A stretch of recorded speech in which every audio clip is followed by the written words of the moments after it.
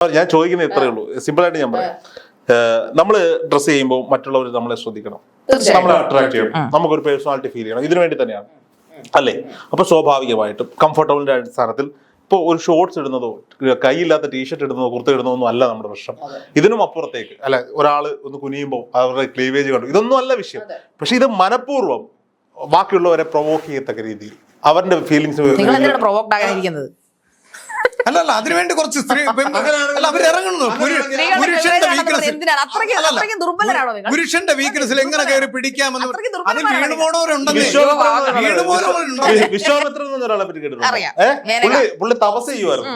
Okay, പുള്ളി ഇതെല്ലാം വെടിഞ്ഞ് കാലങ്ങളോളം തപസ് ചെയ്യുമായിരുന്നു. അതായത് എന്തോ മനുഷ്യന്റെ 12 മാസം കണ്ടാണ് അവർ ഒരു ദിവസം പുള്ളി സന്യാസിമാർക്ക് അപവാദമാണ്. അവിടെ പോയി ഇളക്കി കളഞ്ഞില്ല. എന്തിനാ അങ്ങനെ ഇളകാൻ പാടില്ല, അതൊരു സന്യാസിയല്ല.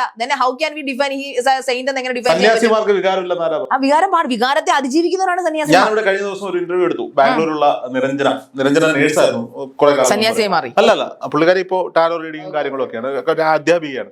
അപ്പോ നിരഞ്ജന എന്നോട് പറഞ്ഞാണ്, രോഹിത്തെ ഇന്റർവ്യൂലുണ്ട്, ഞാൻ ടെലികാസ്റ്റ് ചെയ്തിട്ടുണ്ട്, രോഹിത്തെ നോർത്ത് ഇന്ത്യയിൽ വർക്ക് ചെയ്യുന്ന സമയത്ത് ഡൽഹിയിലോ എവിടെയോ ബാംഗ്ലൂർ എവിടെ ഞാൻ സ്ഥലം ഓർക്കുന്നില്ല, വർക്ക് ചെയ്യുന്ന സമയത്ത് ഒരു സന്യാസിനിയുടെ ECG എടുത്തു. ഞാനാണ് ECG എടുക്കുന്നത്. ഞാൻ നോക്കുമ്പോൾ നിപ്പിൾസ് രണ്ടും കട്ട് ചെയ്തേക്കാണ്. അപ്പോൾ ഇവർക്ക് ഭയങ്കര എന്തോ തോന്നി. ഇപ്പം റിപ്പോർട്ട് എഴുതുമ്പോൾ ഇവരുടെ എന്തൊക്കെ പ്രശ്നങ്ങളുണ്ട് എഴുതുമ്പോൾ ഇത് എഴുതിയേ പറ്റും. നിപ്പിൾസ് റിമൂവ് എഴുതി. ഇത് കാരണം ചോദിച്ചപ്പോൾ അവർ ചിരിച്ചുകൊണ്ട് കവള തട്ടിയിട്ട് ഞങ്ങളൊക്കെ സന്യാസിനിമാരാ മക്കളെ, നമുക്കൊക്കെ ഫീലിങ്സിനെ കൺട്രോൾ ചെയ്യേണ്ടതുണ്ടോ? എന്തിനാണ് അങ്ങനെ ഫീലിങ്സിനെ കൺട്രോൾ ചെയ്യുന്നത്? എനിക്ക് മനസ്സിലാവുന്നില്ല. അപ്പൊ സന്യാസിനിമാർക്കും എല്ലാവർക്കും ഫീലിംഗ്സിനെ കൺട്രോൾ ചെയ്യണമെന്ന് ഉദ്ദേശിക്കുന്ന ഒരു പക്ഷേ അവര് ആ ഒരു താത്വികമായിട്ടുള്ള ലെവലിലേക്ക് പോകുമ്പോൾ ഉത്തേജകപരമായ എന്തെങ്കിലും സാധനം ഉണ്ടെങ്കിൽ അവർ അത് റിമൂവ് ചെയ്തതാവാം. ഇതെല്ലാം ഡിപ്പെൻസ് ആണ്. അതായത് ഓരോ ആളുകൾക്ക് അനുസരിച്ച് മാറി. ഇപ്പൊ ഞാൻ ഇവിടെ ഇരിക്കുന്നു, ഞാൻ ടെൻഷനിലാണ്, എന്റെ മൂഡ് മോശമാണെങ്കിൽ എന്നെ ഇനി എന്ത് വന്നാലും എന്നെ അത് പിന്നെ ഉത്തേജിപ്പിക്കാനോ ഉന്മത്തരാക്കാനോ പറ്റില്ല. നിങ്ങളുടെ മൈൻഡാണ്. പക്ഷെ ഞാൻ നല്ല ഫ്രീ മോഡിൽ ഇരിക്കുന്നു, എൻജോയ്മെന്റ് മോഡിലാണെങ്കിൽ ഒരു പക്ഷെ അത് സാധിച്ചേക്കാം, വേറൊരാൾ വിചാരിച്ചാൽ അത് സാധിച്ചേക്കാം. അത് ഓരോരുത്തരുടെ വികാരം. നമ്മൾ ഈ ആത്യന്തികമായ വലിയ ആത്മീയമായ ചർച്ചയിലേക്കൊന്നും പോകണ്ട. നമ്മുടെ വിഷയം സാധാരണക്കാരന്റെ പ്രശ്നങ്ങളാണ്. ഈ സവാദ് വിഷയത്തിലേക്ക് വരുന്നു. സവാദ് വിഷയത്തിൽ ഇദ്ദേഹത്തിന്റെ സംഘടനയും സവാദിന് മാല ചാർത്തി സ്വീകരിച്ചു. പക്ഷെ സവാദ് പോലും ഇന്ന് നിങ്ങൾക്കൊപ്പം ഇല്ല എന്നാണ് ഞാൻ വിശ്വസിക്കുന്നത്. തെറ്റായി പോയി ആ തീരുമാനം, ആ പ്രവൃത്തി എന്ന് എപ്പോഴെങ്കിലും തോന്നിയിട്ടുണ്ടോ? ഇത് അയാളെ സുഖിപ്പിക്കാൻ വേണ്ടിയോ അയാൾ നിൽക്കുമെന്ന് കരുതിയിട്ടല്ല. എനിക്ക് 18 വർഷത്തെ എക്സ്പീരിയൻസ് ഉണ്ട്. ഒരൊറ്റ ആൾ പോലും അന്ന് പോലും വരെ നോക്കുമ്പോൾ ഇല്ലല്ലോ എൻ്റെ കൂടെ. പിന്നീട് വരുന്നവരല്ലേ, ഇപ്പൊ ഉള്ളവരെല്ലാം പിന്നീട് പുതുതായിട്ട് മറ്റുള്ള ആവശ്യങ്ങൾക്ക് വേണ്ടി വരുന്നവരാണ്. അജിത് കുമാറിന്റെ പേര് പറയുമ്പോൾ എല്ലാവരും പറഞ്ഞു അതിലല്ല, അവന് മാറിയിട്ട ആളല്ലേ ആ ഒരു ഫീലിങ്സ്. ഇന്നലെ എന്നോട് ശാരിക പറഞ്ഞ അതേ വാചകം അല്ലേ? ഞാൻ ചോദിക്കട്ടെ, അയാൾ ചെയ്ത തെറ്റെന്താ? ഇനി ഞാൻ പറഞ്ഞുതരാം. നടന്ന സംഭവം നിങ്ങൾക്ക് ആർക്കും യഥാർത്ഥത്തെ അറിയില്ലല്ലോ. ഈ അടിവസ്ത്രം ഇട്ടിട്ടുണ്ട്. അത് കഴിഞ്ഞിട്ട് ഒരു ഇത് ഏതാ നമ്മുടെ ബെർമൂഡ ഇട്ടിട്ടുണ്ട്.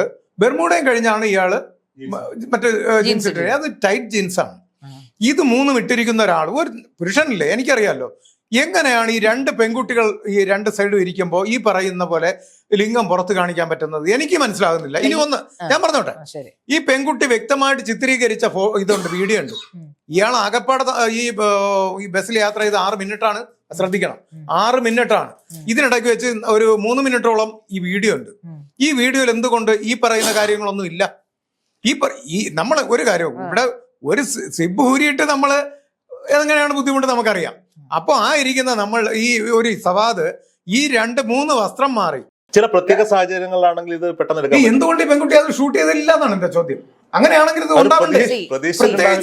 പ്രതീക്ഷിച്ചില്ലാന്നോ? ഈ അടുത്തിരിക്കുന്ന ഇങ്ങോട്ട് നോക്കൂ, ഞാനൊന്ന് പറയട്ടെ. നിങ്ങൾ ഈ പറയുന്ന കാര്യങ്ങളൊക്കെ ശരിയാണ്. ഈ പറയുന്ന ബർമൂഡ, അകത്ത് ഇന്നേഴ്സ് ഒക്കെ ധരിച്ചിട്ടുണ്ട്. പക്ഷെ ഒരു പെൺകുട്ടിയുടെ മാനസികാവസ്ഥ, അവളൊരു നോർമൽ ആയിട്ടുള്ള ഒരു പെൺകുട്ടിയാണെങ്കിൽ ഈ സംഭവം കാണുന്ന സമയത്ത് ആസ് എ ലേഡി എന്ന നിലയിൽ ഞാൻ പറയണം, ഞാനിപ്പോ ഫെമിനിസ്റ്റ് ആയിട്ടോ അല്ലെങ്കിൽ മെയിൽ ഷോവിനിസ്റ്റ് ആയിട്ടോ ഒന്നും സംസാരിക്കില്ല.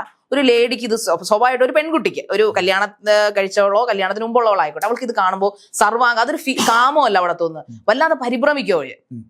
എനിക്ക് എനിക്ക് പേഴ്സണലി അനുഭവം ഉള്ളതുകൊണ്ട് പറയണം. ഞാൻ എന്റെ കൂട്ടുകാരികളുമായിട്ട് തിയേറ്ററിന്റെ ഇടവഴിയിലൊക്കെ പോകുമ്പോൾ ഇങ്ങനെ നിൽക്കുന്നവരെ കാണുമ്പോൾ നമുക്ക് സ്വാഭാവികമായിട്ട് തോന്നുന്ന ആ ഒരു ഭയം പുറമേ നമ്മൾ കാണിക്കുന്നുണ്ട്. ഇപ്പൊ ഞാൻ അന്ന് ബസ്സിൽ കാണിച്ച ആ അപ്പാപ്പൻ അത് കാണിച്ചെന്ന് പറയുമ്പോൾ എന്റെ ഉള്ളിൽ ഈ സർവാംഗ നാടിയും തളർന്നു പോകുന്ന ഒരു ഭീതിയുണ്ട് എന്നിൽ. അത് എന്തുകൊണ്ടാണെന്ന് ചോദിച്ചിട്ട് പക്ഷേ ഞങ്ങളുടെ ബയോളജിക്കൽ പ്രശ്നങ്ങളാവാം. അത് കാണുമ്പോഴുണ്ടാകുന്ന അറപ്പോ വെറുപ്പോ ഒരു പക്ഷേ നമുക്ക് ഇനി ലൈംഗികതയോട് പോലും വെറുപ്പ് തോന്നുന്ന തരത്തിലുള്ള ഈ ചേഷ്ടകൾ കാണുമ്പോൾ സ്വാഭാവികമായിട്ടും ആ മനസ്സിൽ നമ്മൾ സ്തബ്ധരായി പോകും. നമ്മുടെ ആ ഒരു ചിന്തകൾ ആസ്വദിക്കുന്ന പെൺപിള്ളേരില്ലേ, സ്ത്രീകളില്ലേ? എനിക്ക് എന്റെ അറിവിൽ ഇങ്ങനെ പബ്ലിക്കായിട്ട് ഈ വൃത്തികേടുകൾ കാണിച്ചിട്ടുണ്ട് ആസ്വദിക്കുമായിരിക്കാം. ചിലപ്പോൾ പോൺ വീഡിയോസ് കണ്ട് ആസ്വദിക്കുന്ന പെൺപിള്ളേരുണ്ട്. തീർച്ചയായിട്ടും എന്താ പെൺപിള്ളേർക്ക് ഫീലിംഗ്സ് ഇല്ലേ? പറഞ്ഞപ്പോഴാണ് വേറൊന്ന്, സ്കൂളിൽ പെൺകുട്ടികള് മുൻപേ ഒരു വീഡിയോ ഇറങ്ങി ഞങ്ങൾക്ക് ബ്ലൂ ഫിലിം കാണാൻ ഇവിടെ നെറ്റ് കിട്ടുന്നില്ല എന്ന് പറഞ്ഞിട്ട് ഒരു സമരം നടത്തിയ സ്കൂള് നമ്മുടെ കേരളത്തിലുണ്ട്.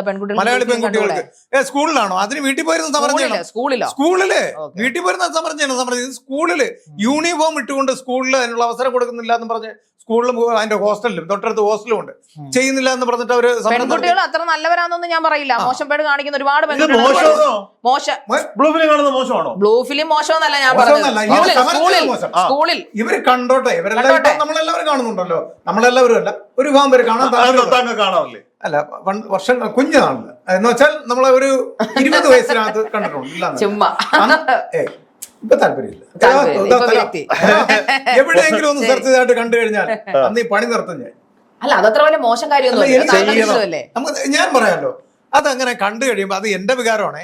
ഇത് കണ്ടു കഴിഞ്ഞാൽ വെറുത്തു പോകും. ഞാൻ സത്യം പറയാമല്ലോ, ഇത് വീഡിയോയില് കണ്ടു കഴിഞ്ഞാൽ വെറുത്തു പോകും.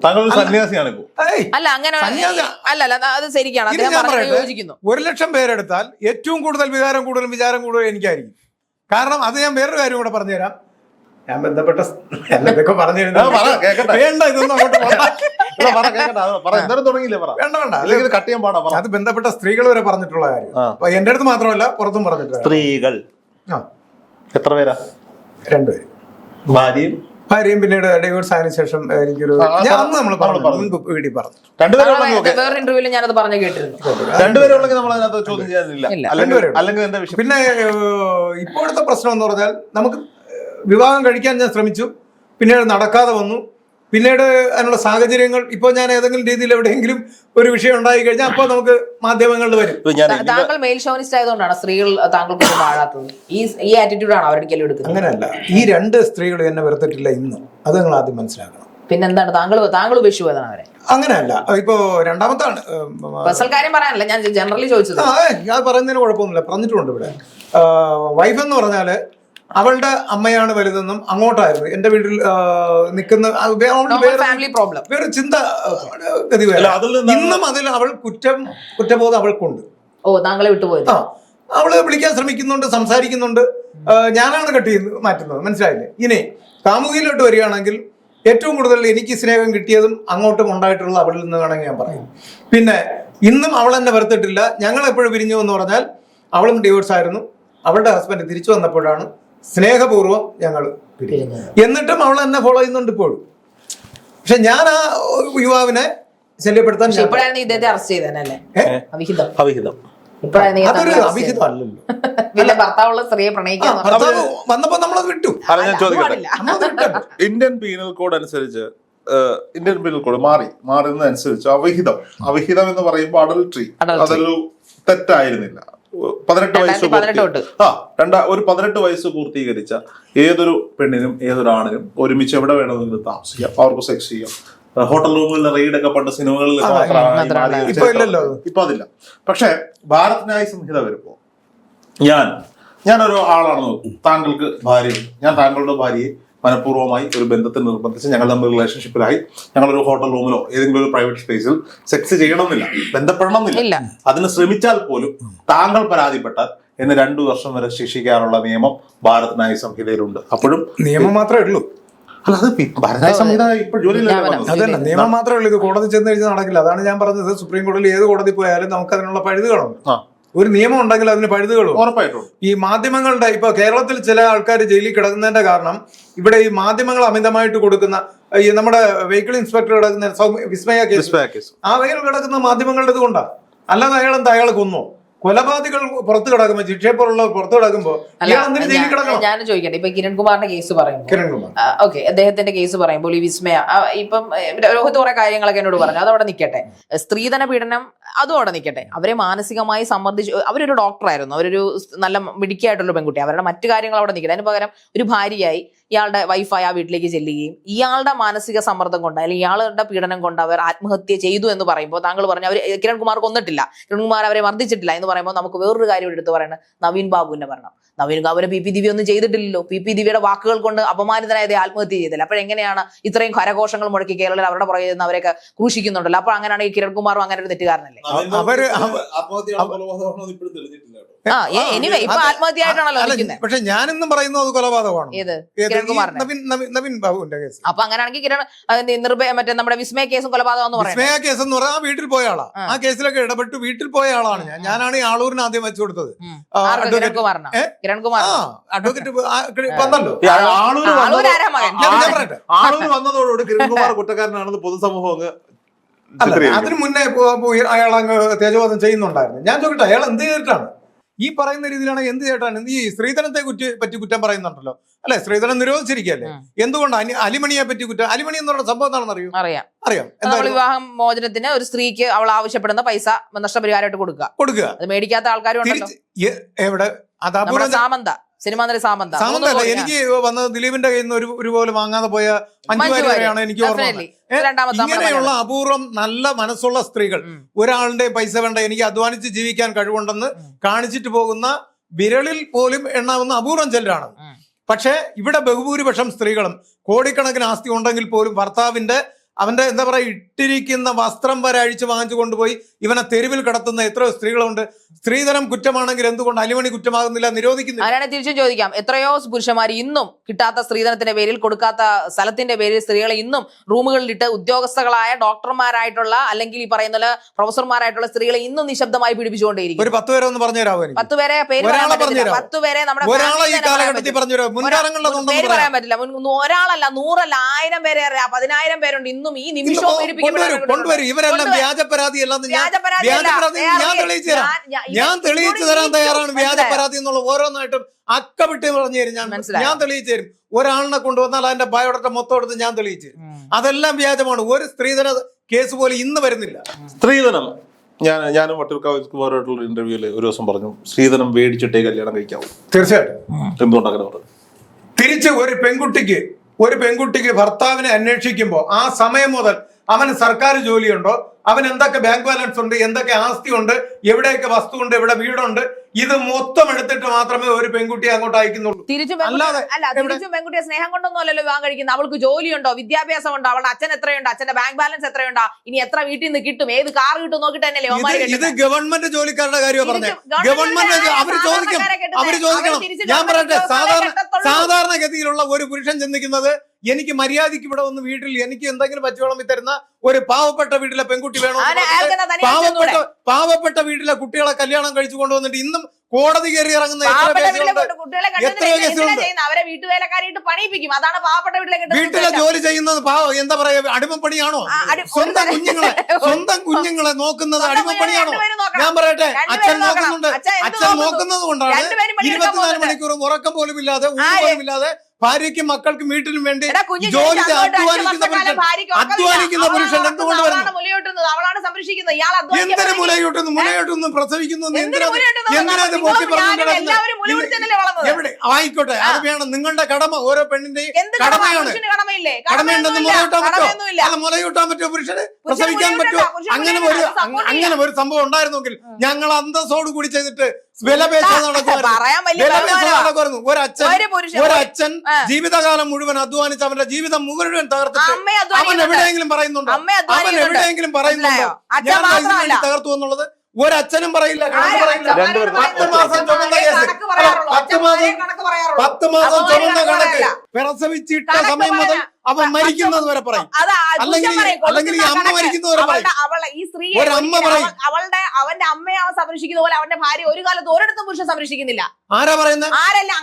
ഞാൻ പറയട്ടെ, ഒരു പെൺകുട്ടിയെ കല്യാണം കഴിച്ചു കഴിഞ്ഞാൽ അവളുടെ പിതാവിന്റെ സ്ഥാനവും മാതാവിന്റെ സ്ഥാനവും ആ ഭർത്താവ് ഏറ്റെടുക്കും. അതിനുള്ള തെളിവ് ഞാൻ പറഞ്ഞോട്ടെ,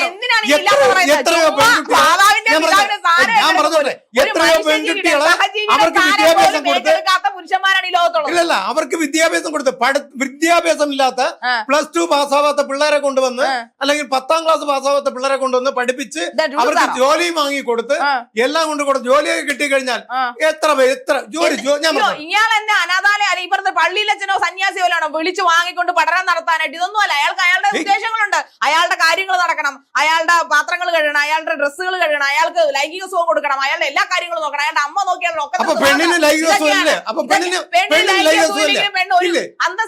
സിംഗിൾ മമ്മാര് ജീവിക്കുന്നു. സന്തോഷമായിട്ട് സ്വയം പോകാൻ പോലും ചെയ്ത് എത്രയോ സ്ത്രീകൾ അന്തസ്സായിട്ട് ജീവിക്കുന്നു.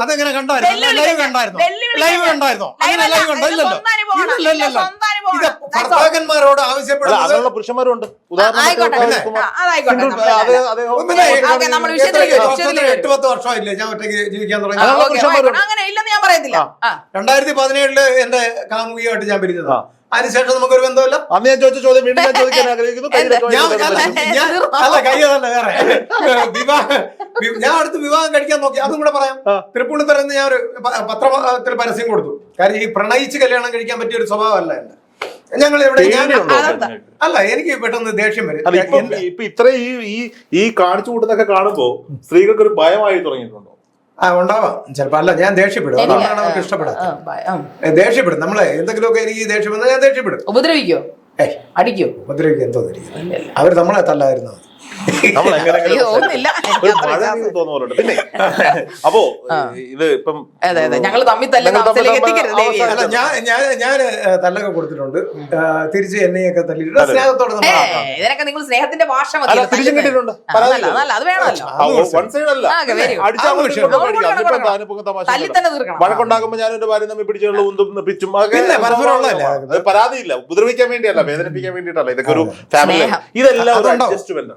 സീരിയസ്ലി ഇതൊക്കെ ഇപ്പൊ നിങ്ങൾ രണ്ടുപേരും, ഞാൻ എന്റെ മുന്നിൽ ഇരിക്കുന്ന നിങ്ങൾ രണ്ടുപേരും രണ്ട് എക്സ്ട്രീമിൽ നിൽക്കുന്നവരാണ്. കാര്യം ശാരികയുടെ എക്സ്പീരിയൻസ് പറഞ്ഞു കഴിഞ്ഞു. ശാരികയുടെ കുഞ്ഞിന് വേണ്ടി ശാരിക ജീവിക്കുന്നു, സിംഗിൾ മദറാണ്. താങ്കൾ ഒരു 8 വർഷമായി ഒറ്റയ്ക്ക് പുരുഷന്മാർക്ക് വേണ്ടി ജീവിക്കുന്നു, അത്രയേ ഉള്ളൂ. അപ്പോ നിങ്ങൾ രണ്ടുപേരും കൂടെ ഇവിടെ ഇരുത്തുമ്പോ മറ്റേ പെട്രോളും തീയും അപ്പുറം.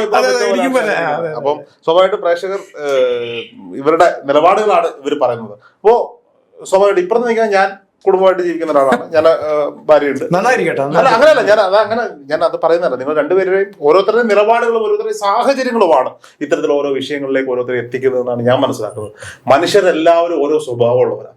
നോക്കൂ, ഞാൻ ഇന്നാള് ഒരാളടുത്ത് പറഞ്ഞൊരു കാര്യമാണ്. പിണറായി വിജയൻ എന്ന് പറയുമ്പോൾ നമ്മുടെ മനസ്സിലെന്താ ഓടി വരിക? കർക്കശക്കാരനായ ഗൗരവക്കാരനായ ഒരു രാഷ്ട്രീയക്കാരൻ.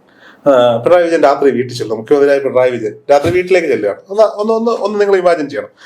വീട്ടിലേക്ക് ചെല്ലുകയാണ്. വീട്ടിൽ ചെന്ന് കഴിയുമ്പോൾ അദ്ദേഹം കിടക്കാൻ വേണ്ടി റൂമിൽ ചെല്ലുമ്പോൾ വീണ വിജയന്റെ മകൻ, അവന്റെ കുഞ്ഞാണെന്ന് വിചാരിക്കുക, ഇപ്പൊ ഈ മോൻ വന്നിട്ട് പറയാണ്, അപ്പൂപ്പ നമുക്ക് വിളിക്കാൻ പറ്റുമോ? സഖാവേന്നല്ലാതെ എന്തെങ്കിലും വിളിക്കാൻ പറ്റുമോ? അവനെ വിളിക്കാം, എനിക്ക് ആന കളിക്കണം. നിങ്ങൾ ആ വിഷ്വൽ ഒന്ന് വന്നേ. ഇത്രയും കർക്കശക്കാരനായ പിണറായി വിജയൻ കൊച്ചുമകനെ തോളത്ത് വെച്ചിട്ട് ആന കളിക്കുന്ന വിഷ്വല്. അപ്പൊ നമ്മൾ കാണുന്ന രീതിയിലല്ല കൊച്ചുമകൻ അദ്ദേഹത്തെ കാണുന്നത്, അല്ലേ? നമ്മളെ കാണുന്ന പോലെ അല്ല അദ്ദേഹം. ഇത് ഇത്രേ ഉള്ളൂ. അത് വേറൊരു കാര്യം മനസ്സിലാക്കേണ്ടത്, ഏറ്റവും കൂടുതൽ ദേഷ്യമുള്ള ആളാണ്, നമ്മൾ പുറത്ത് ദേഷ്യം പ്രകടിപ്പിക്കുന്ന ആളാണ് ഏറ്റവും കൂടുതൽ മനോഹരമായിട്ട് സ്നേഹിക്കുന്നത്. അതുകൊണ്ടാണ് എന്റെ ഭാര്യയും എന്റെ കാമുകി ഇന്നും ഞാൻ കട്ടിയിട്ട് പോലും അവർ കട്ടി. ഞാൻ മനസ്സിലാക്കുന്ന ഒരു കാര്യമുണ്ട്. ഇതൊക്കെ പറയുന്ന വട്ടിയൂർക്കാവ് അജിത് കുമാറിന്റെ മനസ്സിൽ ഒരു അതിഭീകരമായ സ്ത്രീകളെ സ്നേഹിക്കുന്ന ഒരു മനസ്സ്.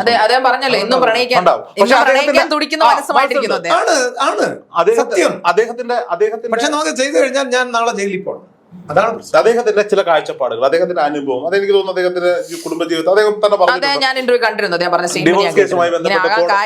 കോടതി ഇറങ്ങിയപ്പോൾ ഇത്. പക്ഷേ സവാദിനെ പോലെ ചില കേസുകൾ, ഈ നമ്മുടെ പൾസർ സുനിയെ പോലെയുള്ളവരുടെ കേസുകളിലൊക്കെ പോയി മാലയിട്ട് സ്വീകരിച്ച ചില നല്ല പാടുകൾ. പൾസർ സുനിയുടെ കാര്യം വേണമെങ്കിൽ പറയാം. എനിക്ക് ഒരിക്കലും പൾസർ സുനിയെ ഞാൻ അംഗീകരിച്ച ഒരാളാണ്.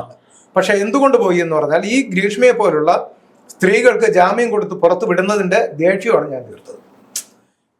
ഇയാളെന്താ ചെയ്ത? ഇയാൾ എന്ത് ചെയ്തു എന്ന് കോടതി ഇന്ന് വരെ പൊതുജനത്തെ ബോധ്യപ്പെടുത്തിയിട്ടില്ല. അങ്ങനെ ഇരിക്കുമ്പോൾ ഇയാൾ ജയിലിൽ കിടക്കുകയാണ്. ഈ കൊലപാതകം ചെയ്തു എന്ന് പ്രത്യക്ഷത്തിൽ തെളിവ് സഹിതമുള്ള കേസുകൾ സ്ത്രീകളെല്ലാം പുറത്താണ്. കൊല്ലത്തൊരു കുട്ടിയെ കുഞ്ഞ് മോളെ തട്ടിക്കൊണ്ടുപോയി. ആ കേസ് ഒന്ന് നോക്കിയേ. അവിടെയും SP പറഞ്ഞത് എന്താണ്? അവൾ ഇംഗ്ലീഷ് നന്നായിട്ട് സംസാരിക്കുന്ന കുട്ടിയാണ്. 5 ലക്ഷം രൂപ പ്രതിമാസം വരുമാനം യൂട്യൂബിൽ നിന്നുണ്ടാക്കുന്നവളാണ്. അവളെപ്പറ്റി ഉയർത്തി പറയുകയാണ്. ഈ മുൾമുനയിൽ എത്രയോ ദിവസം കേരള ജനത മൊത്തം ആ മോളെ ജീവനോടെ കിട്ടണേ എന്ന് പ്രാർത്ഥിച്ചുകൊണ്ടിരുന്ന നമുക്ക് SP തന്ന മറുപടി ഇതാണ്, ഈ മെസ്സേജാണ്. ഇനി ആ കുട്ടിയെ തട്ടിക്കൊണ്ടുപോയ അമ്മയും മകളും പുറത്താണ്, അച്ഛൻ മാത്രമാണ് ജയിലിൽ. എന്തടിസ്ഥാനത്തിൽ? ഈ ഒരു ദേഷ്യം എന്റെ മനസ്സിൽ കിടന്നിട്ടാണ് ഞാൻ ഈ പൾസർ സുനികുമാർ ഇത് പറയുമ്പോഴും ഞാൻ മനസ്സിലാക്കുന്നു വട്ടിയൂർക്കാവ് ഇത്തരം വിഷയങ്ങളിൽ ഇടപെട്ടത് കൊണ്ടാണ് ഇന്ന് നമ്മൾ പോലും ഇങ്ങനെ ഇരിക്കാൻ പറ്റും. സംശയമുണ്ടോ? തീർച്ചയായിട്ടും നമ്മളൊക്കെ അറിയാൻ അദ്ദേഹത്തെ ആ ഒരു സഹോദരന്റെ കേസിലാണ് ഞാൻ അദ്ദേഹത്തെ ആദ്യമായി ശ്രദ്ധിക്കുന്നത്. അദ്ദേഹം പല കാര്യങ്ങൾ ഇങ്ങനെ വിളിച്ചു പറയുമ്പോഴും അദ്ദേഹത്തിന്റെ മനസ്സിൽ അതിനെല്ലാം കൃത്യമായ കണക്കൂട്ടലുണ്ട്. ഇതൊന്നും അല്ല ഈ പറയുന്നതിന്റെ പകുതി അദ്ദേഹം ഗ്യാസ് കിട്ടുന്നതാണ്. കാര്യം ആളുകൾ ശ്രദ്ധിക്കാൻ വേണ്ടിയിട്ട് സമ്മതിച്ചല്ലോ.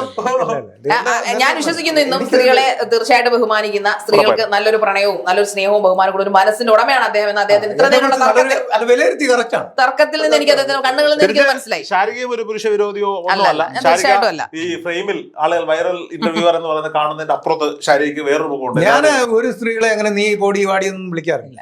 നല്ല കാര്യം. പേര് പറഞ്ഞു വളരെ മാന്യമായിട്ടാണ്.